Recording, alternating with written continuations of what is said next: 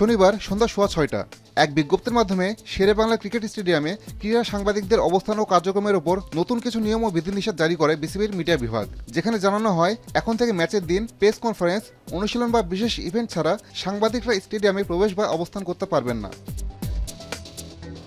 ঠিক একদিন পর রোববার সকাল 11:15 বিসিবির মিডিয়া বিভাগ জানায় সকাল 11টা থেকে দুপুর 1:15 পর্যন্ত মিরপুরে ফিটনেস সেশন করবেন ক্রিকেটাররা। এত স্বল্প সময়ের নোটিশে অধিকাংশ সংবাদ মাধ্যমে যথাসময়ে উপস্থিত হতে পারেনি। এদিকে গুটি কয়েক যে কয়টি সংবাদ মাধ্যমের প্রতিনিধি স্টেডিয়াম পর্যন্ত পৌঁছাতে পেরেছিলেন তারা চিরচেনা মিডিয়া সেন্টারের সামনে গিয়ে থমকে যান। কেননা অন্যান্য সময় মিডিয়া সেন্টারের প্রেস বক্স বাইরে জার্নালিস্ট রুমে বসার ব্যবস্থা থাকলেও এদিন ছিল সব তালাবদ্ধ।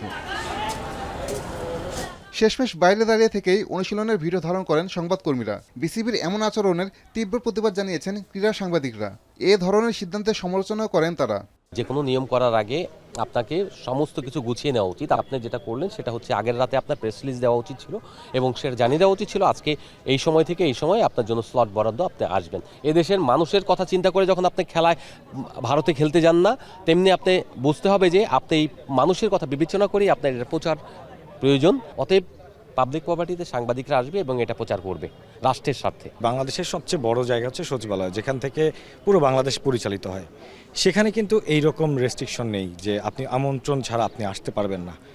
বিসিবি যেহেতু এই রেস্ট্রিকশনটা করেছে, এটা আমার মনে হয় এটা তাদের ভয়ের ভেতর থেকে করেছে যে বিসিবির এই সাম্প্রতিক সময়ে বিসিবির যত দুর্নীতি, যত অনিয়ম, সেগুলো খুব বেশি প্রকাশ পাচ্ছে। আসলে আপনি এই গণমাধ্যমকে এইভাবে আটকে এইটা রোধ করতে পারবেন না। যদি আপনি দুর্নীতি রোধ করতেই চান, আপনার ভেতর থেকে রোধ করতে হবে।